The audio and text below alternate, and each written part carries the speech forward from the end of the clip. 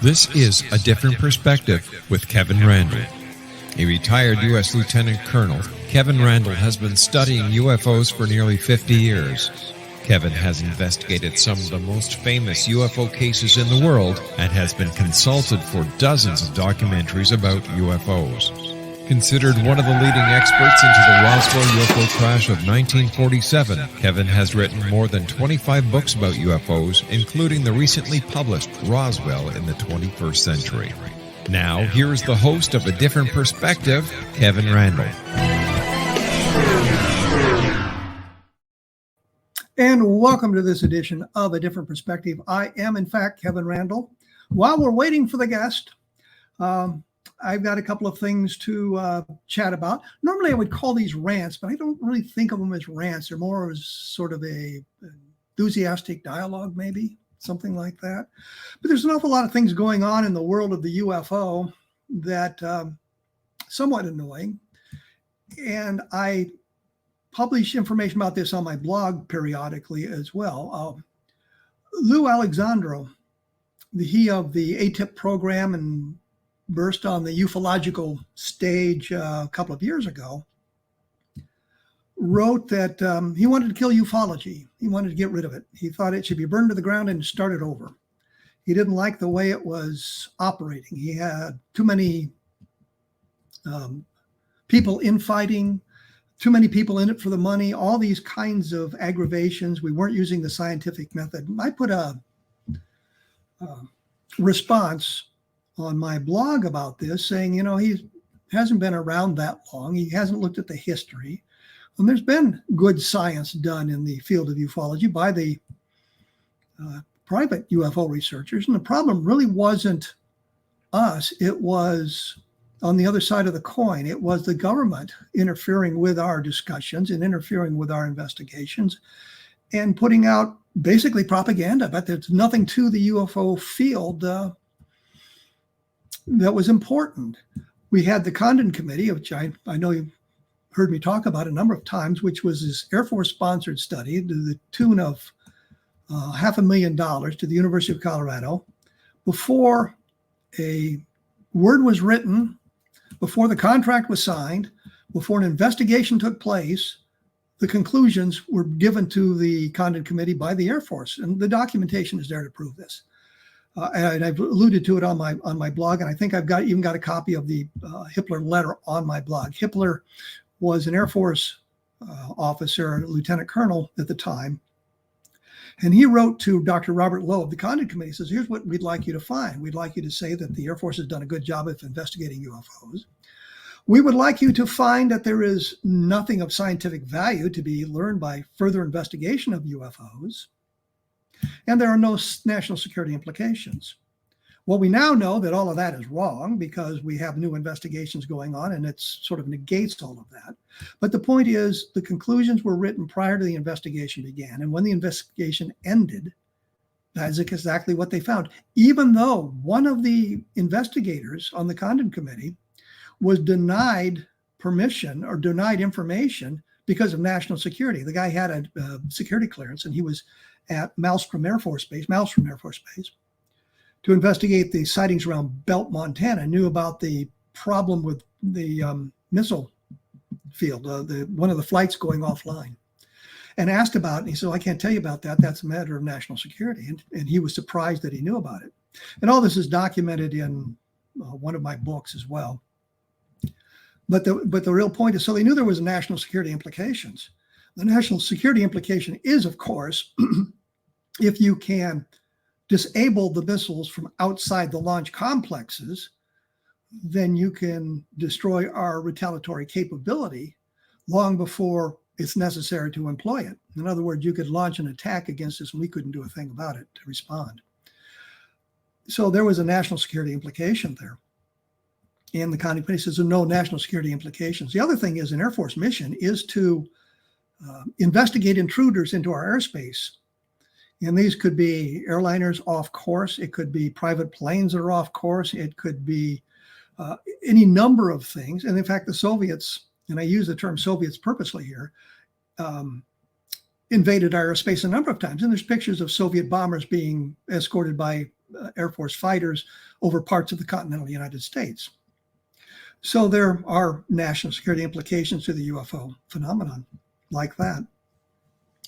So that kind of negated this idea that he was saying that there was nothing to be learned. Alessandro was saying, well, there is problems with the investigation. Well, here was the Air Force and a university interfering with the course of investigations for UFOs, saying there's nothing to it and kind of belittling the civilian investigations.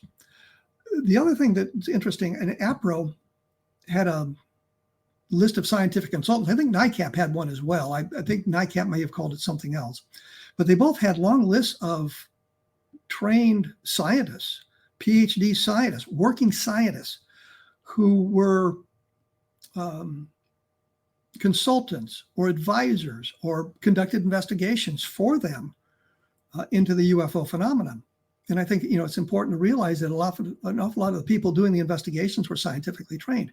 On the other hand, a number of the investigators were also military trained. I being one of them, I had a training in various aspects of intelligence work. So I could bring that to the table as well.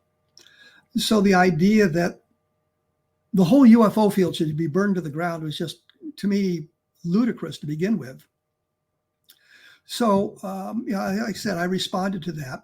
He was concerned about the infighting and how we would get into these little battles with one another over the information that we were publishing. You can point to Stan Friedman and me, for example, as having one of those conflicts. But science is filled with those. They often have conflicting views, and they often come to nearly blows over those conflicts. And you think of the dinosaur wars at the turn of the last century, where the two fellows from Eastern universities, and for some reason their names escape me. I keep thinking of something else, but they were battling one another, who had the best fossils, who had the best insight to how the dinosaurs lived, and all of that sort of thing. And they would blow up with dynamite the fossil beds of their opponent and things like that. And I'm thinking, there's nothing like that in ufology. Yeah, we argue these points, but I think that's also part of the process of science. We do not do science by consensus. If I have an opinion and my opinion happens to be right, and the entire scientific community is lined up against me, saying I'm wrong, and yet what I have is correct, then the consensus doesn't matter. And that's where we are in the UFO field, I think. We have to take a look at all of that sort of thing. So when we look at the Roswell case specifically, and there's been an awful lot of conflict about that, I am at loggerheads with a number of my colleagues on various aspects of this. And I'm not saying I'm right in this case or they're wrong. I'm just saying that we have a disagreement on the importance of specific witnesses, specific information. Tom Carey and I kind of talked about this a couple of weeks ago when we were talking about Glenn Dennis and the missing nurse story. I am convinced Glenn Dennis made the whole thing up, and it's completely and totally bogus. There's nothing to it, and we should eliminate it from our discussion. And in fact, it should be relegated to a footnote, because we need to acknowledge the problem, but we also need to say this is the outcome of that problem. But we don't have we don't have to come to blows about it. We just need to acknowledge it. And I look at the Glenn Dennis tale as completely and totally bogus. Tom thinks there may be some aspects of it, and he talked to a nurse involved with a civilian doctor who may have had a security clearance, and he brings her along to the base to see the bodies. And I'm just saying, no, that's not the way it would have happened, especially when you're dealing with something that becomes highly classified. It just doesn't work that way. So the point really is, I think that he was off base. The other thing that he said that really annoyed me was that many of us were just in it for the money. And I'm thinking of, if I was wanting to write books to make money, and I do write books to make money, I think of the Vietnam Ground Zero series, for example, which Bob Cornett and I had done in the 1980s. We did it because we wanted to tell the stories, we wanted to be writers, and we needed to make an income. And I cannot see how making an income devalues your work. It's something that's always there. But to dismiss the work by saying, well, you're just in it for the money is not to deal with the problem, not to deal with the information, not to deal with where things are going, but it's a way of being dismissive without having to deal with the information. So I say a specific case is wrong, or let's change that. A specific case is very good, very, very important. And people say the Levelland case, let's say the Levelland case is very important because of the number of witnesses and what took place. So I say it's an important case. And the opponents say, well, no, not really, and you're just in it for the money. They haven't explained what happened in Levelland. They haven't explained anything going on around it, but they have been dismissive by suggesting that maybe my investigation was motivated by money. And oftentimes in the UFO cases, I find myself getting drawn into them, not because of the potential for publishing them or going on the lecture circuit or anything like that. It's because I find them interesting.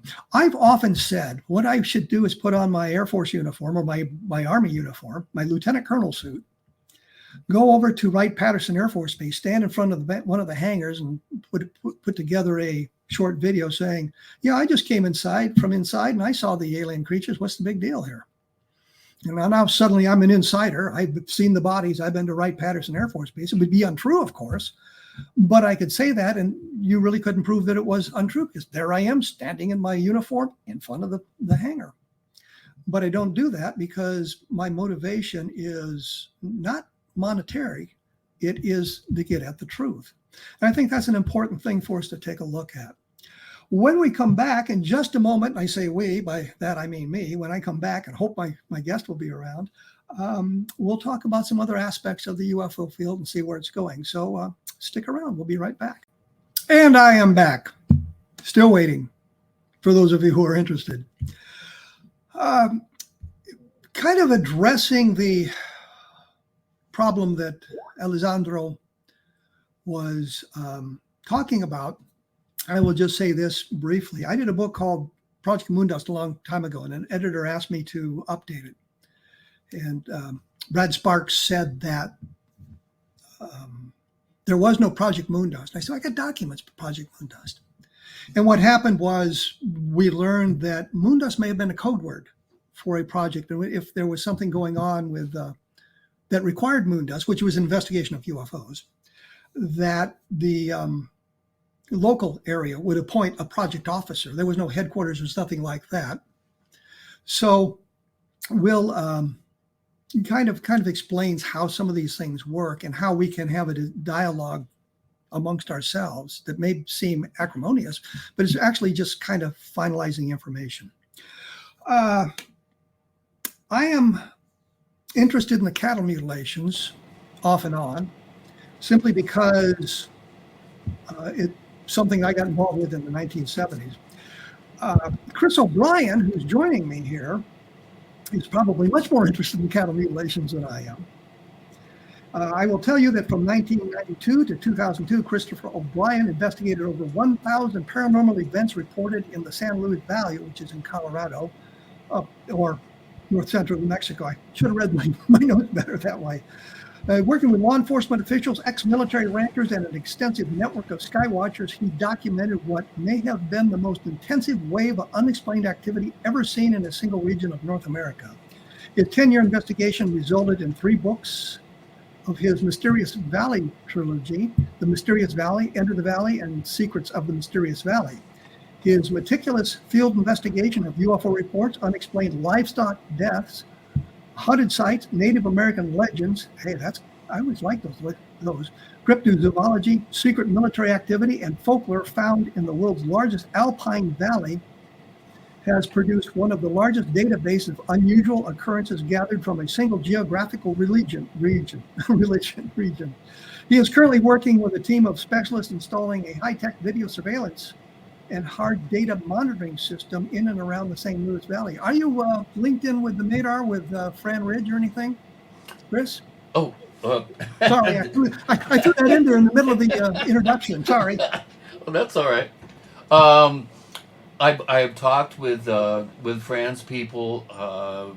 We never actually figured out a way to incorporate my project in his project. So we're kind of operating on our own separate paths right now. But I think it would be a great idea. One of the things that we are accomplishing is we have radio frequency spectrum analyzers and accelerometers, magnetometers, which would dovetail nicely with Fran's project.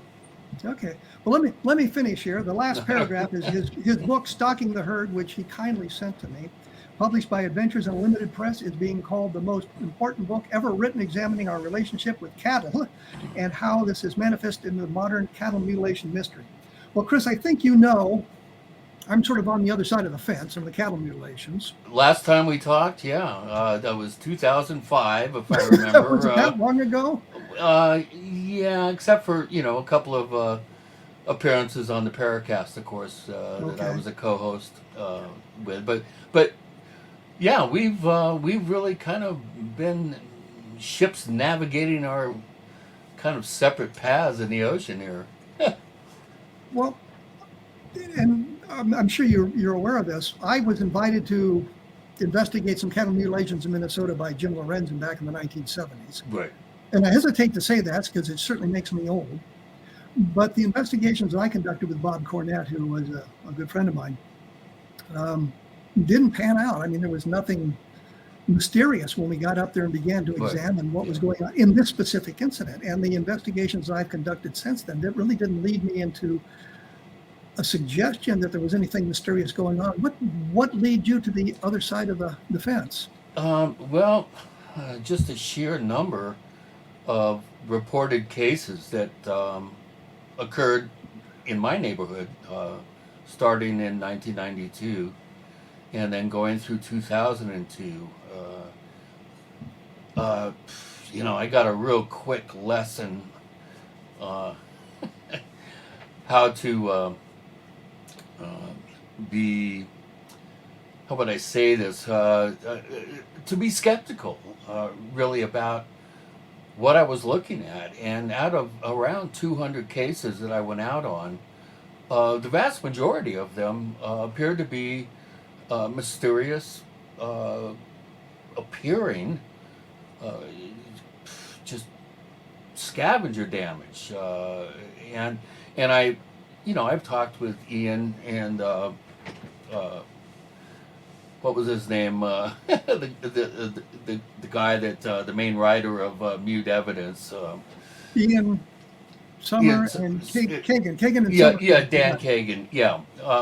I talked to them, and very early on, of course, I spoke with Linda Howe and Tom Adams and Gary Massey and others early on, and I was very, very fortunate to be immediately, within less than a month, brought up to speed on what I was dealing with when, I was getting these reports from sheriffs and others in the San Luis Valley that animals were being targeted and found mutilated. Well, out of the 200 cases that I personally have gone out on, only 40, which is what, 20%. 20% of those deserved attention, featured, they featured damage that you can't explain. Like my number one thing that I looked for when I went out was cut hair follicles. If you find an animal that appears to have, some sort of surgical precision, I love that one because it's not necessarily so. And however, if there's cut hair follicles, no maggot swarm, no birds, no coyotes, nothing in nature is going to be responsible for cut hair follicles. That's done with an instrument by something or someone with intelligence. Now, I people say, "Oh, you think it must be aliens, right?" No, no, aliens are the least likely possibility, I think, for the types of things that we've been able to demonstrate and like the NIDS folks back in the Well, late. let me interrupt here, because Okay. this was something that I got from reading Stalking the Herd. Was I got the impression that you weren't a big advocate of aliens No. mutilating the cattle, No. that it's a terrestrially based force of some kind. And I'm just making sure I've got that correct. That's what you were saying just now. I think out of those 200 cases, 40 were high strange, in that they appeared to be perpetrated with intelligence. They featured elements that you can't explain away with a natural predator scavenger scenario. And out of those, there were about 7 or 8 of them that I feel have some sort of strange paranormal culprit involved. Probably the same culprit that has been reported taking livestock and mutilating them, that goes all the way back probably into prehistory. It may even be one of the things that have prompted humans to sacrifice, their sick and animals and it to the gods, so that they don't come down and grab the good ones. So, Well, I know I reached out to you because I had come across this notation about the cattle mutilation going back into history, and there was something about a mutilation in England of sheep in 1606, 1609, and 1606. Yep. I wanted to know where that had come from, and you provided me with the source material. Right. But the one thing I didn't quite get, I've got just a minute or so here before we need to take a break. The one thing I didn't understand is, would these be the kind of mutilations we see today? I mean, they don't seem to be connected, other than there were deaths of cattle and only certain things were taken. Yeah, of this sundry conjectures, but most would agreeth, it tendeth toward fireworks. I love the last line of that particular entry into the court records of James II. Or is it James I? I get all my Charles, James, and Edwards mixed up sometimes. So, well, I mean, there's many examples down through history. Charles Fort was able to dig up some pretty interesting reports from the 1800s, for instance, and we do know that there was a rash of these types of cases in the 1920s in Australia. So, having not been there and not seen any, lab reports or pathology, descriptions of animal pathologists, it's very difficult to tell. But we'll hit all this when we get back. Yeah, we'll get this when we get back. Your website is ourstrangeplanet.com, ourstrangeplanet, all one word, all lowercase.com, and you can take a look at what he has to say about this. The book, the latest book is Stalking the Herd, which I find kind of interesting, even though I don't really subscribe to everything, and we'll talk about that in a moment. My latest book, of course, is Understanding Roswell, for those of you who want to get sucked into that minutia once again. It tells you what you need to know about the Roswell case. We will be back right after this with Chris O'Brien talking about cattle mutilations. And we are back. Sorry, I was looking at my notes. I have to pay attention to the little bars crawling across the bottom of the screen there when we're away. We were talking about kind of the history of cattle mutilations, and I noticed in Stalking the Herd you referenced the Leroy, Kansas, Alexander Hamilton mutilation. Yeah, I was hoping you'd bring that up. Oh, you were? Yeah. Okay. Tell us a little bit about that then, and then we'll argue about it. Well, obviously, when you're like you, I'm a real digger, and I love to follow footnotes and see where they lead me. And for for years, I had thought that Jerry Clark had done a good job debunking the whole Alexander Hamilton mutilation case, which occurred in Yates Center, Kansas, I think in 1897. And the more I dug, the more I realized that old Jerry was wrong. And I don't mind pointing that out. In fact, I found that he bent over backwards to debunk what may have been a real case.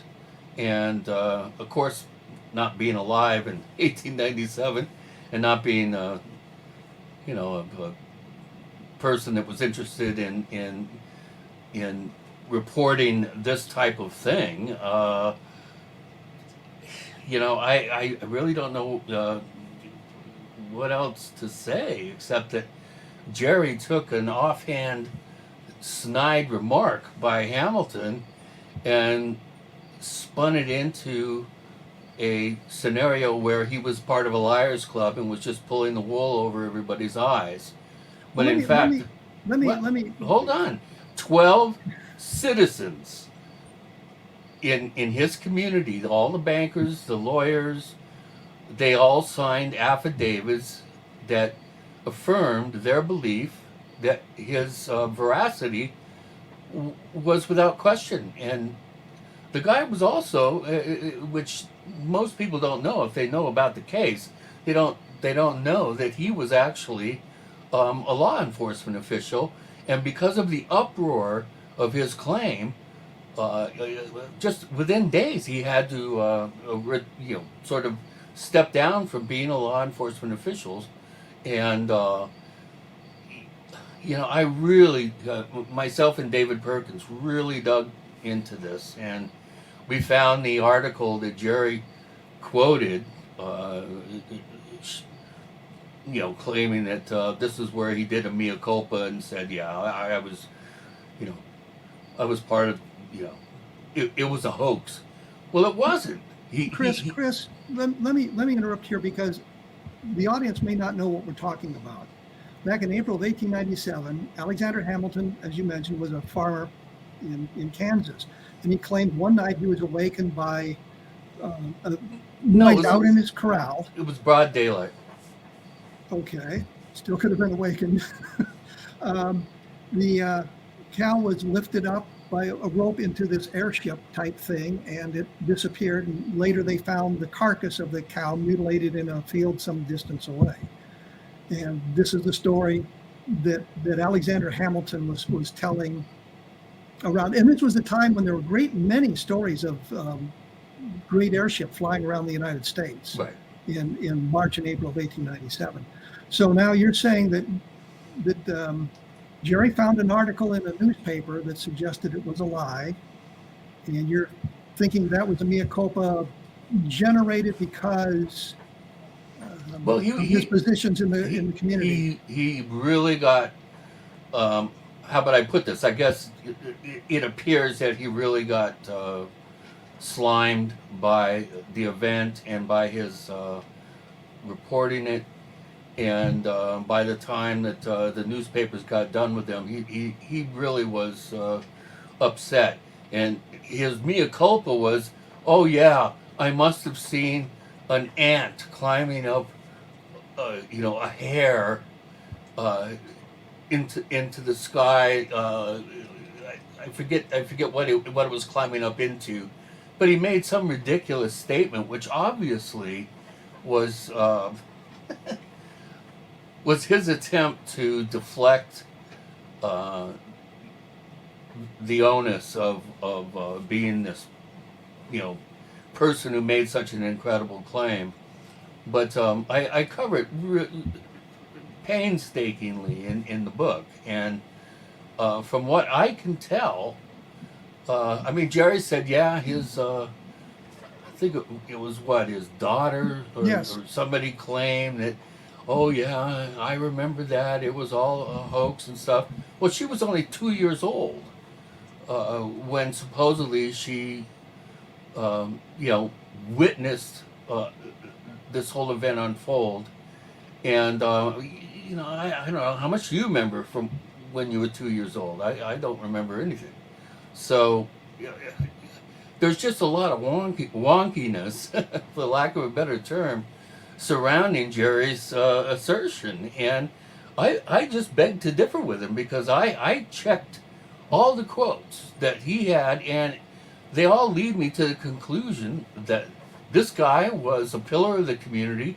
He was one of the founding members of the county in Kansas, and 12 people, the main important people in the community, all signed notarized affidavits attesting to his honesty.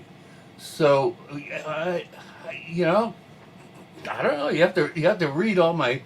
I mean, I dug on this one for a long time, and I'm not saying that it happened.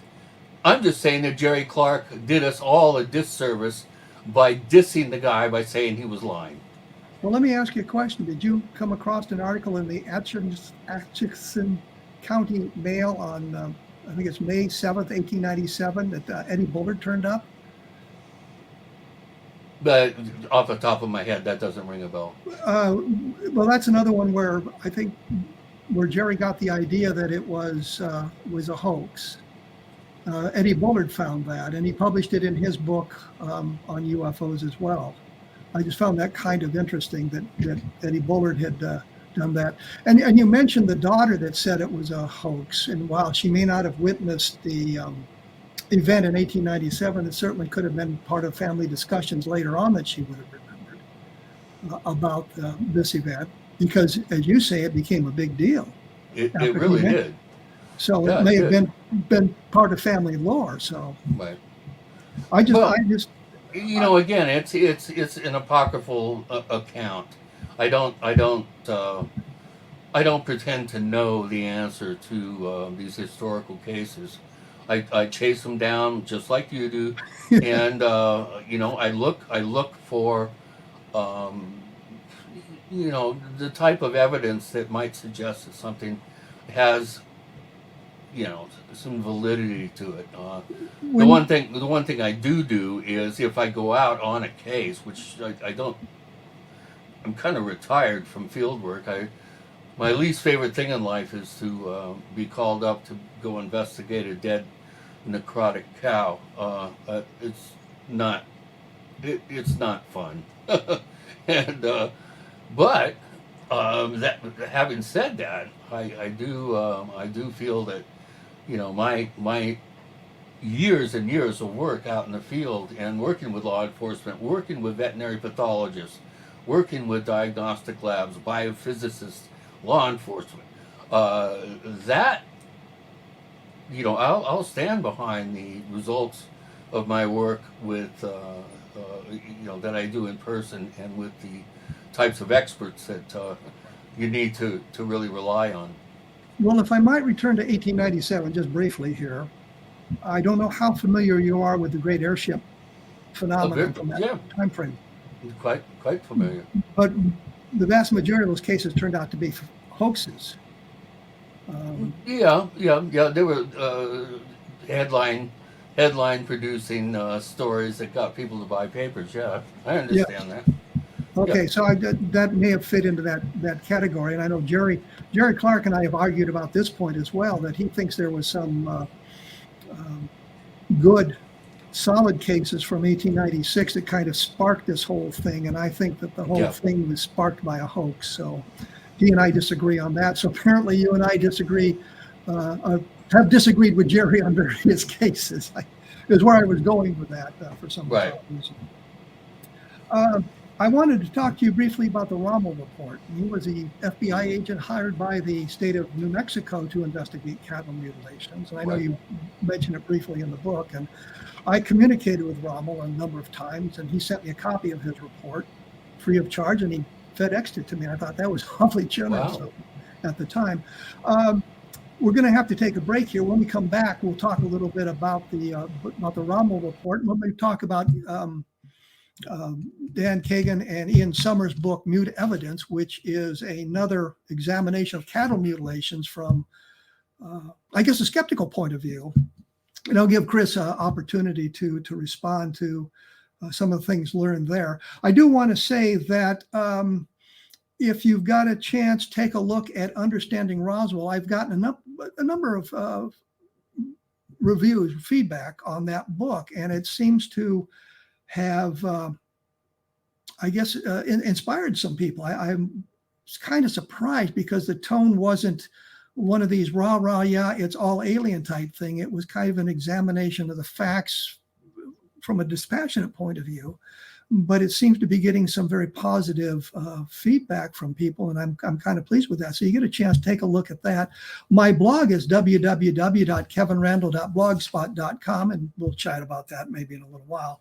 The other thing we should mention is Chris O'Brien's book is Stalking the Herd, and like I said, he sent me a copy of it, and it is kind of an interesting read. Whether you believe in cattle mutilations or not, it's an interesting read.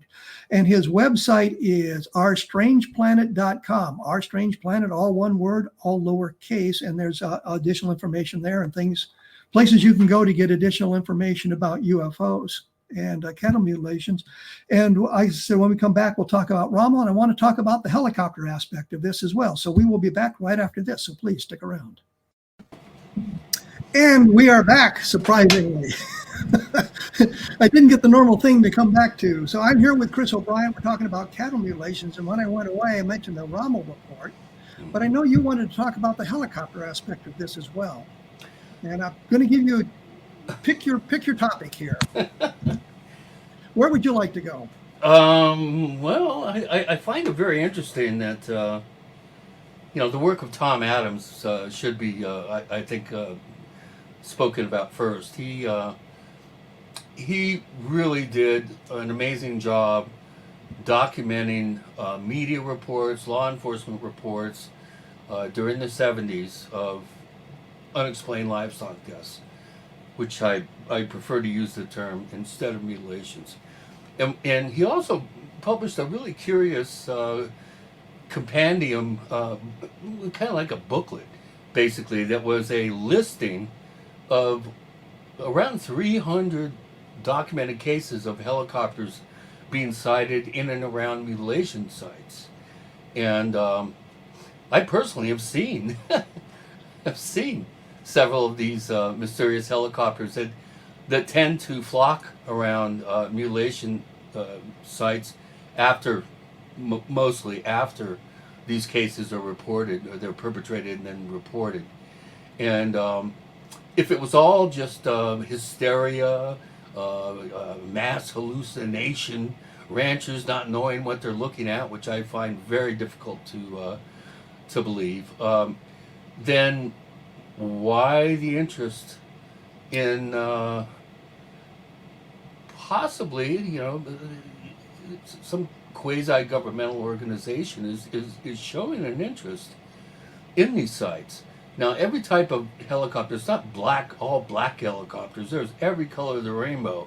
I personally saw a yellow helicopter, which was quite instrumental in kind of hooking the big tuna there. I got a major wake-up call when I had my helicopter experience while investigating my very first case.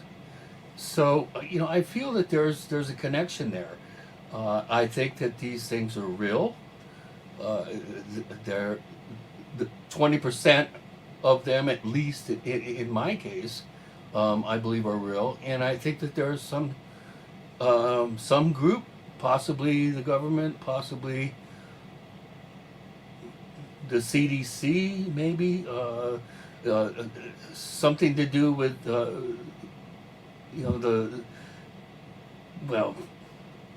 cattle are really, really valued in the agricultural Well, let me market, ask you a question. Don't a lot of ranchers own helicopters? No.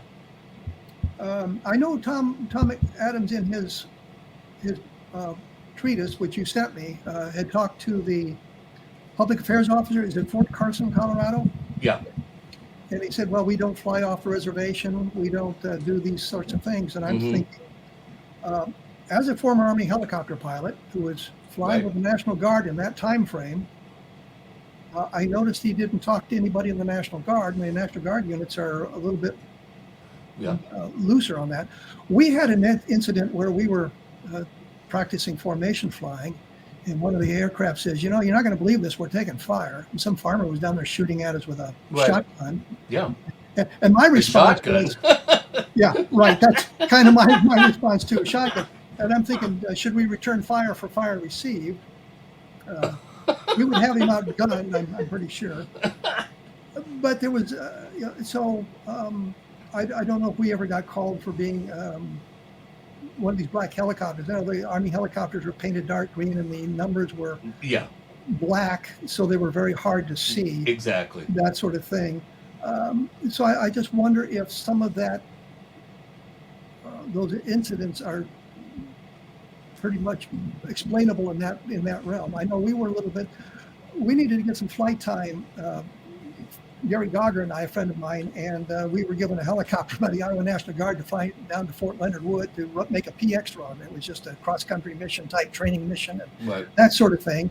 And so, the fact that the active duty forces might have had a little bit stricter handle on their aircraft than we did, the National Guard, is one thing. The other thing is when I was at Fort Walters, to get our 4 hours of flight time, we were allowed to check out the helicopters and go off on whatever we wanted to do. And I know one time we flew into Love Field in Dallas, and we got back, and somebody in operations was all outraged that we had done that. And they said, "Why, the tower didn't care," and just steered us across the runways, and we landed and had a good time at Love Field. So I'm just wondering if some of that isn't really an overreaction on the part of, we're looking for any helicopter that might have been in an area we didn't expect it to be in, as opposed to something really involved in camera relations. Yeah, I'm sure that some of the sightings were of the mundane variety, as you described, but there's been too many cases that, kind of counter that. And have you ever tracked any aircraft back to the source? Where it came from? They tried to do that in Elbert and the counties on the north, what would be the northeastern side of Colorado.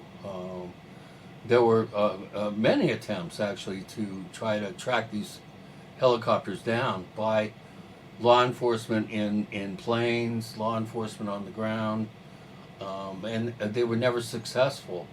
They also tried to track down Big Mama, which is a huge UFO that was seen disgorging smaller objects out of it. And it became so, I guess, popular. They actually named the reoccurring UFO about Big Mama. So, unless you've got somebody on the tarmac waiting to go, it's going to be very difficult for you to get mustered quickly enough to follow, a helicopter. Or in some cases, UFOs. And I'm, again, all I can do is I just report the facts, and I take law enforcement and county officials and brand inspectors. I take their opinions, to heart, because these guys are professionals. They know what they're doing, they know what they're looking at, and they wouldn't be passing along information unless they believed it to be so. Well, we've only got a few minutes left, and you kind of led us into the professionals. What do you make of the Randle report? He was the FBI agent commissioned to study counter mutilations in New Mexico. As soon as he started his 6 months of investigation in, I think, January 1980, cattle mutilations ceased in New Mexico and picked up really dramatically in Alberta, Saskatchewan, and some in British Columbia. And Lynn Lauber of the Royal Canadian Mounted Police made a comment when he was asked about the Rommel report. And he says, well, if he came up with the results that this is nothing but scavenger action, he should take a look at some of our cases, because we can't do that. And I find it very interesting that there really are no reports of cattle mutilations in New Mexico, which is where he was looking from about the middle of 79 all the way through 81. And so, careful what you wish for. He didn't even get out of the car. I mean, he would sit upwind of the case. He saw one or two, and then he said, I don't want to deal with this. And he would allow his underlings to go ahead and do the actual investigations. And then he had already, like Ed Condon and the Condon report, he had already passed judgment on the subject he was investigating before he even began. Well, let me interrupt here, because we're just about out of time. So the final question would be, what do you think is going on with the cattle mutilations? Quickly. I think that the beef industry and the government is incredibly nervous about the potential outbreak of mad cow disease in the food chain. And like Colm Kelleher in his book Brain Trust, which I would really advise you reading, he slam dunks that particular scenario convincingly. I mean, the guy's he was the administrator of a $20 million OSAP program with Bigelow Aerospace and the rest of it, which gets into a whole nother show if you want to do it later. But his book Brain Trust, I really recommend it to anybody that's interested in this phenomenon. So he lays out a perfect case. Your opinion then is it's some kind of a government research project? Maybe. It could be big beef. The beef industry is the largest income producing sector of agribusiness. And 70 to 80% of the family mom and pop ranches that existed back in the 70s are gone. And they've been taken over by very large ranching concerns. And the cattle are being, obviously they're in these huge feedlots. We've never had a case in a feedlot. Chris, we're out of time. I'm sorry. we got to do it again. I'm sorry I had a problem getting on earlier. That's okay. We handled it. We got through it. So right. Thank you very much. Kevin, thank you for your service. And man, I'll tell you, I have been a fan of yours for many years and continue to be. I'm a fan of yours. The website is OurStrangePlanet.com, and the latest book is Stalking the Herd. And I recommend Stalking the Herd if you want to get a somewhat dispassionate look at the cattle mutilations. Thank you very much, Chris. Next week, with luck, I'll have William Puckett. We'll be talking about trends in the UFO sightings and where things are going and that sort of thing, which is, I think, of interest in today's environment. We'll stay away from cattle mutilations for a while on that. Once again, my latest book is Understanding Roswell. I also would ask you to pick up Levelland, because I think that's going to open your eyes on some of the investigations that the Air Force did into the UFO phenomena, especially in the early or late 1950s, that sort of thing. As I say, I'll be back next week with William Puckett. We will be talking about UFOs. Other than that, thanks for tuning in, and I'll catch you later.